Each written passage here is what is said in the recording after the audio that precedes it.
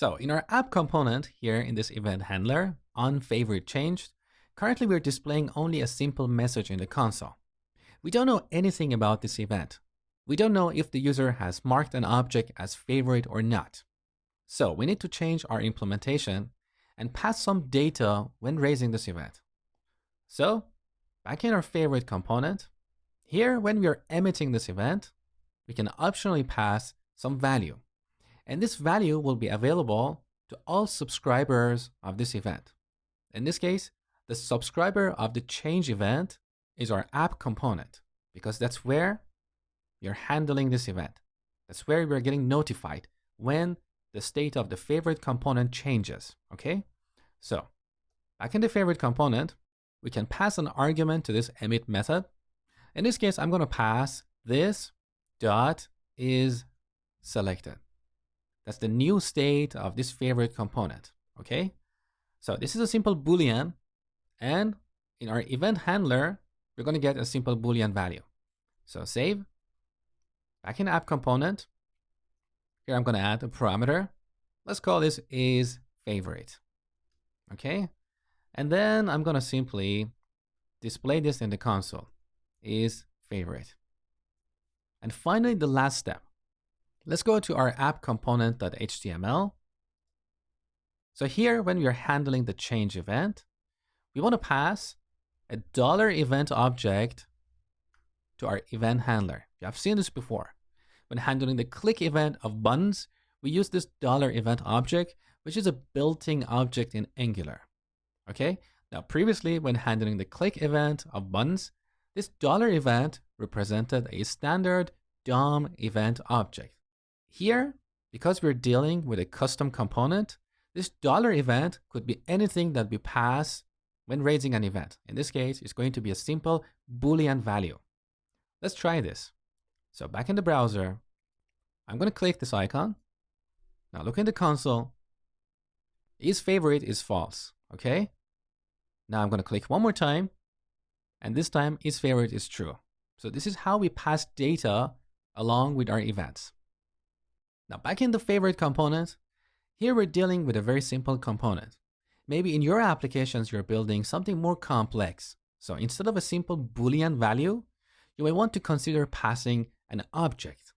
So let's change this implementation and instead pass an object. This object can have a property like new value, and we set this to this that is selected. Okay? Now back in the template for app component. Here, our $event object now represents an actual JavaScript object that has a property called new value. And also, in our app component, which is the subscriber of the change event of our favorite component, instead of a simple Boolean value, we're going to receive an actual object. We can call this event args, event arguments, or the arguments passed with the event. And then displayed here. Now let's try this. So back in the browser, I'm going to click this icon. And then in the console, look at the event data. We have an object with a property called new value, which is set to false. Now, one last tip before we finish this lecture. If you're dealing with a complex implementation, perhaps you may want to apply a type annotation here so you get compile time checking as well as IntelliSense in this method. Now, one way to do this is to use inline annotation. So we can say this event args is an object that has a property called new value, which is a Boolean. It's a little bit messy, it's a little bit verbose and noisy. Potentially, we can define an interface somewhere else that defines the type of arguments of this change event. For example, here I can define an interface called favorite changed event args. So this interface represents the shape of the object that is passed along with the change event of our favorite component.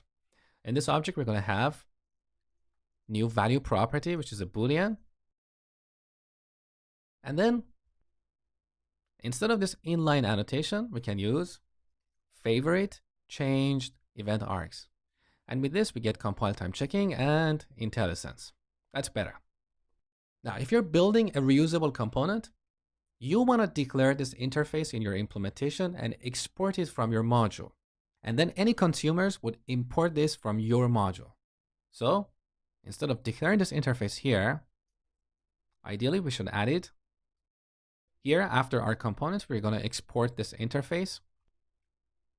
So export like this. And then in app component, we need to import this type from the other module.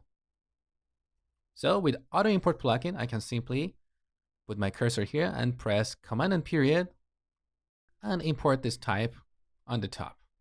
So this is all about passing event data.